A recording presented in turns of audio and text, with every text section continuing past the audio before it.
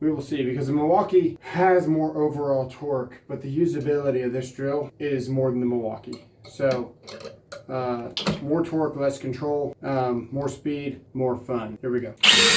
Got the Ridgid 4 mode versus the Makita, everyone's favorite. I don't know why you guys like this Makita so much. You can see the screws are 6 inches long. We're just gonna start them. Left hand Makita, right hand Ridgid, both fully charged batteries. Here we go. Okay. Here we go. Looks like the Makita took that one. Let's try again. You know, this Ridgid came highly recommended, and I just haven't been impressed with it. So we're gonna run the Ridgid by itself. Here we go. We are fully charged. We're in speed 3. I'm gonna run another one side by side. Pretty consistent speed. I'm gonna use the same bit just in case. And we're gonna take this Makita. Use the same screws. The same area of wood here. 1, 2, 3.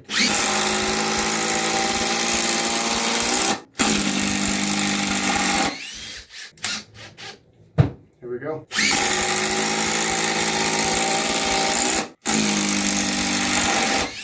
Side by side again.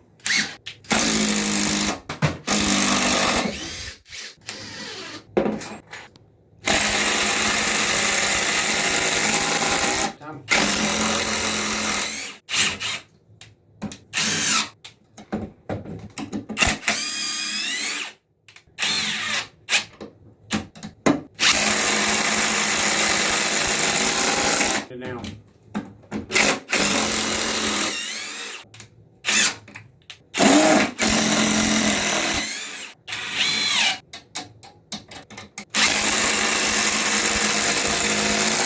So Ridgid's taking it. Ridgid's going to move on to, let's go with the Flex, and then we'll finish it off with the Milwaukee.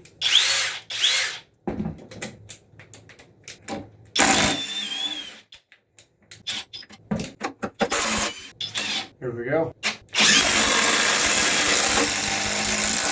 Like, not even a little bit. Got a 3.5, one of the smaller batteries. We got a 2.0. I know you guys want me to weigh these, so let's go ahead and do that. Go ahead and pause it. All right, here we go. 2.0 on the Ridgid. 3 pounds, 7.1 ounces for the Flex. 4 pounds, 6 ounces even. Let's run the Flex by itself.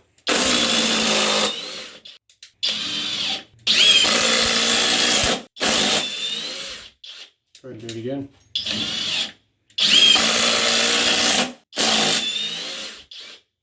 Okay. Run the Ridgid by itself once.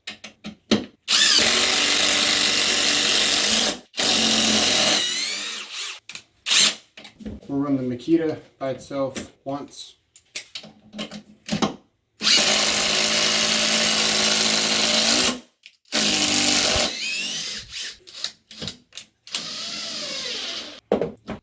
Now for the Makita drill, because a lot of people say you should be using a drill to drive larger fasteners, things like that. I'm going to show you where I disagree.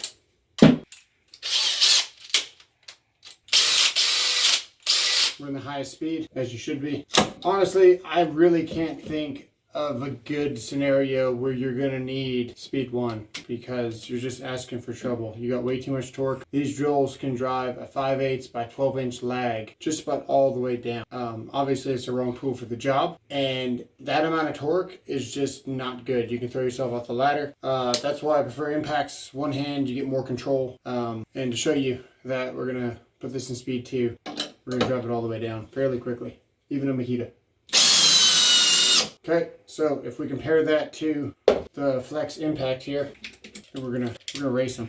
The Flex is almost like a drill, honestly, because it doesn't start impacting until about here.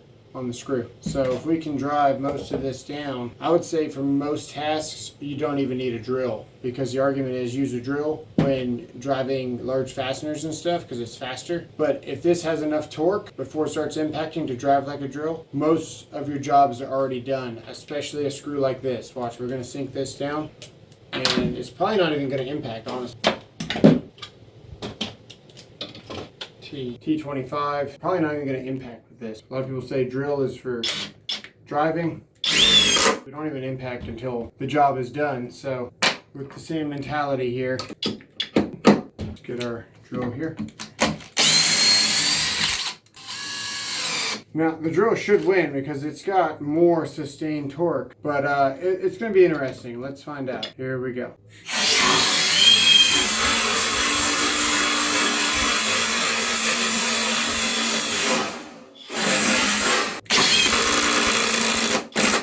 The drill did take it, but this was not far behind it. Let's try another drill. All right, we are going to try this.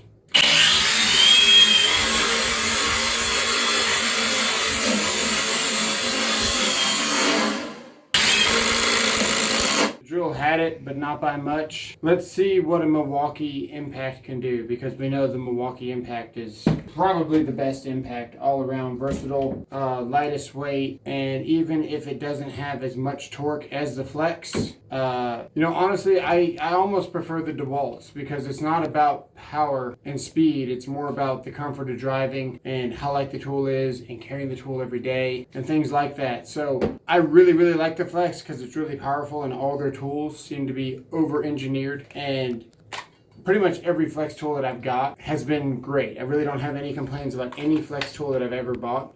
They're all very powerful and very fast. And to show you just how fast, we're gonna get the Flex drill in the mix real quick. Now this drill has something called turbo mode. So it's got actually a couple of different variations of speed. We've got speed 1 with turbo, we've got speed 2 with turbo. And then we got just speed 1 and speed 2. So technically, this is a 4-speed drill with a clutch and hammer, and it hammers better than any other drill in the market right now. So if you need a really good hammer drill, there's nothing better than this for concrete as far as a drill is concerned. It beats a Flex SDS bit with 1 inch on the same stone, side to side. It's pretty insane. It spins very fast. So the sharper your bits are, the better this drill is. The duller your bits are, it makes more sense to get an SDS because the SDS is going to do about the same speed until the bit is completely useless.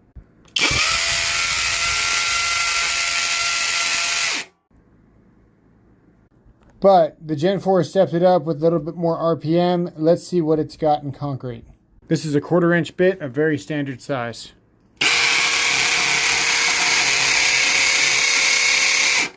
It is in a different hole. See. All right, let's put the phone down and let's really get after it. Let's see.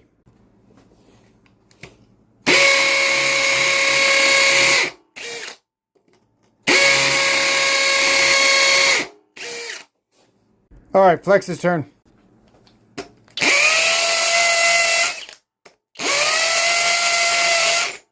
This is going to be faster than most SDSs, but the bit isn't going to stay sharp forever. So if you're doing a lot of concrete, an SDS still makes more sense. But a lot of people can't afford an SDS and they just have a drill and a recip saw. And that's what I've seen in the field for years. And hey, that's what you got to do. I've been, you know, blessed enough to have an impact, an SDS, a bandsaw, all that stuff. And I just really, really enjoy tools, which is why we started this channel. So let's get to it. Let me show you how fast this is in turbo, in speed 2. You can hear the difference.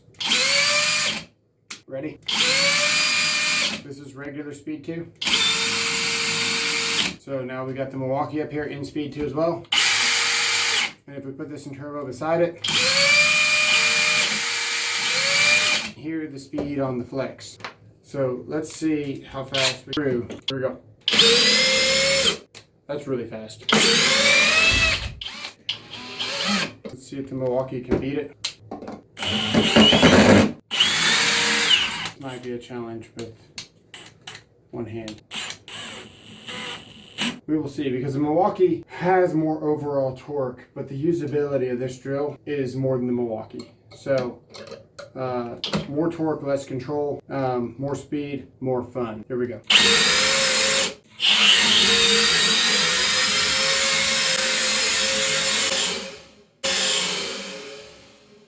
I want to do that again because that was really, really close.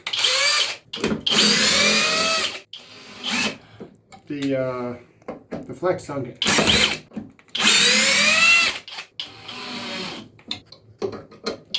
And let me just make sure we're seated. We are. Here we go.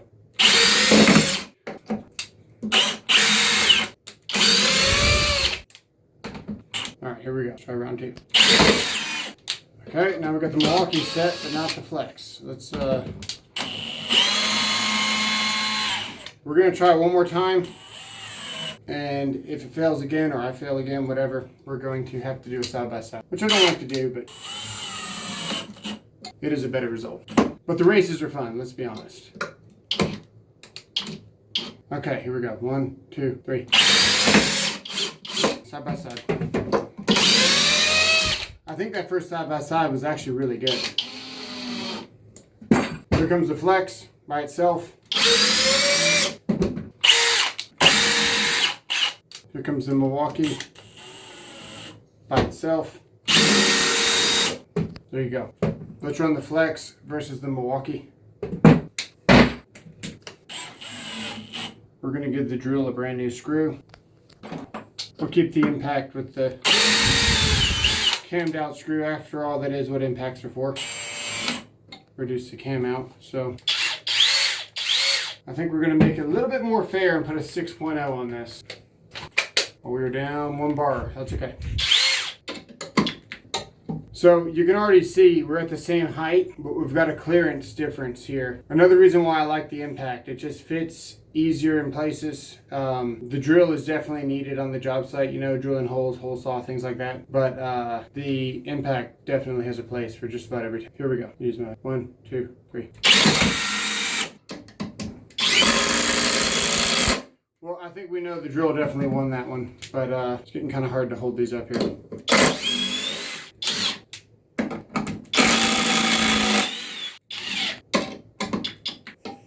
Try again.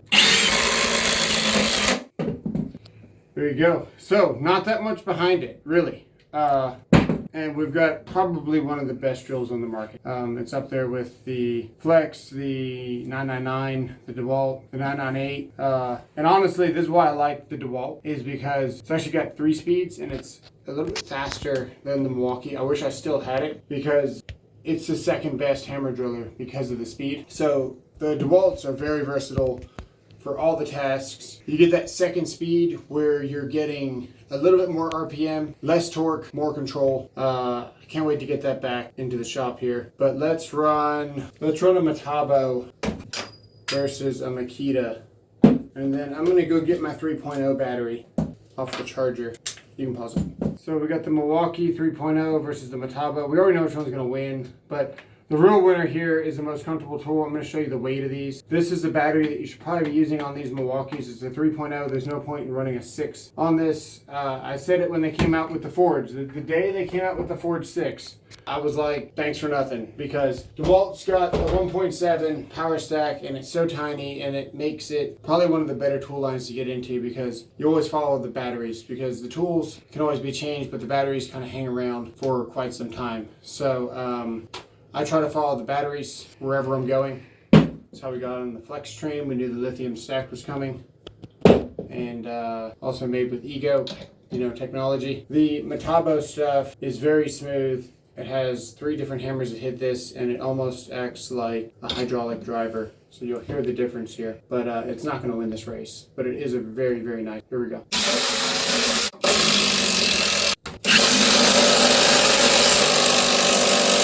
So, a nice tool, but just not made for speed, and it's not supposed to be fast.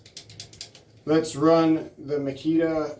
This is very expensive. It's 40 volts. This is 18 volts and affordable in kits, and definitely affordable compared to any Makita out there.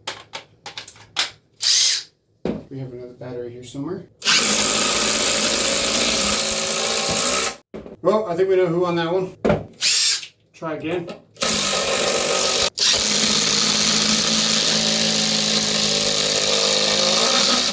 Yeah. I don't even know why I bought this. You know, I wanted it to be good. Hadn't tried it for myself. I had to know because I'd heard bad things about it. Everything's pretty much true. They're just not. Don't buy a 40 volt Makita. For anyone that says the ergonomics are good and this and that and they last a long time, you got to see the Metabos because yeah, you already saw how fast the Metabos are. If we go down here to the scale, 2 pounds, 12.2 ounces. And the Makita is 3 pounds, 11.9 ounces. The Ridgid is 3 pounds, 6.7 ounces. The Milwaukee is 3 pounds, 9.3 ounces. And the Flex with the battery that you should use, again, is 4 pounds, 5.6 ounces. The most heavy of them all, no doubt. Yeah, so there you go. That's all of the impacts, minus the DeWalt. We don't have any DeWalt right now. You guys know the story. If you don't know the story, we had a mold issue. I had to throw away everything I've ever owned, including my tools, silverware, utensils, cars, clothes, everything, right? So we're slowly building our collection back up. Joshua Wilson was nice enough to buy me a full set of Milwaukee. Now, Milwaukee versus DeWalt, it's a hot take because Milwaukee definitely has more power and is more versatile on the job site. There's no doubt about that. But I think DeWalt is actually more enjoyable and makes more sense for a lot of different tasks. As an electrician, where your recip saw is a crucial part of every day, you want to get the best one-hand recip saw that you can. That's my personal, it's not even personal, it's a fact, right? Your recip saw is so essential. You need to get the best one that you can get. So we went with Milwaukee. DeWalt doesn't make a good recip saw compared to one-handed Milwaukee. The Flex makes the best one-hand recip saw, but I already had Flex. So really appreciate Joshua Wilson getting us the Milwaukees. And we're gonna get some DeWalt on the channel. If you're an electrician and you're wondering, you know, do I want to go DeWalt or Milwaukee? That's the info for you. The DCS 781B or whatever it is, that one, it's a two-handed recip, but it's kind of compact. Used blade, power stack battery.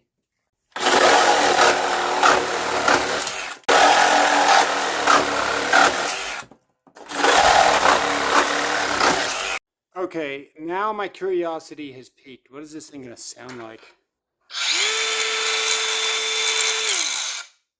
Let's put the DeWalt on it. Let's see. Can't really tell. Clear difference with this setup.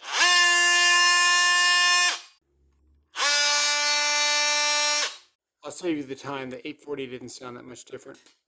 Now this is one of my favorite recips. Let's see what this thing sounds like. All right, please sound different. Haha, yeah. That's a pretty darn good saw. And I got a bunch of videos about that. They're doing pretty well on the channel right now. And maybe we'll throw some of that footage in here right now. At the end of the day, should you buy the Makita? I mean, we ran it against everything up here. And the answer's no. I really don't see a good reason to buy this.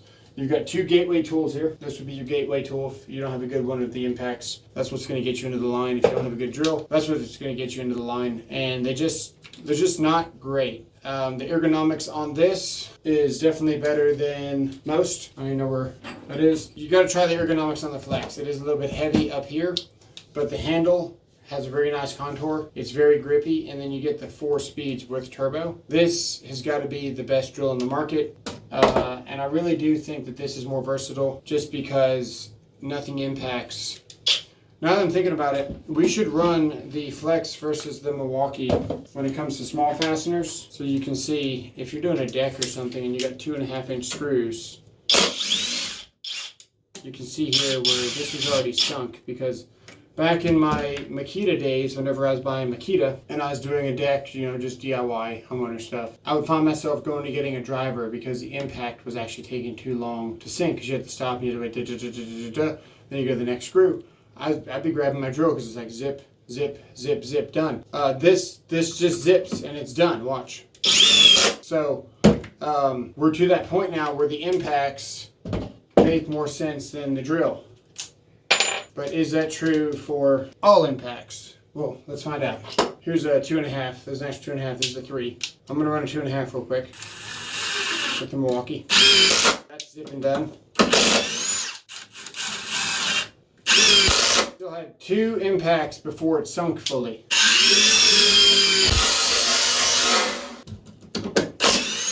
What does that mean? I don't know. Those two little taps are going to add up over time over the course of a job. Is it big enough to make you switch to flex? Probably not, but it's still some info for you. So it definitely impacts before it sinks fully. There's no doubt about that. Let's see, when does the Milwaukee impact for the 6-inch screw? We tried to. I'm going to take this screw that we had to start impacting from Milwaukee. We're going to take the flex and see if the flex needs to impact to get it started. See when it starts to impact now. Let's get the Milwaukee.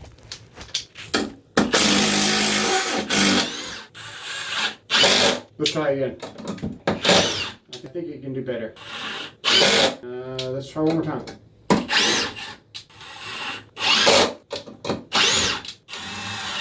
I'll do variations, right? Bumping the trigger, touching the trigger. Now I'm going to go full trigger. So let's see the flex one more time so we can get a good. I think we're going to do this. We're going to restart. We're going to put them all on this back row, starting with the Ridgid.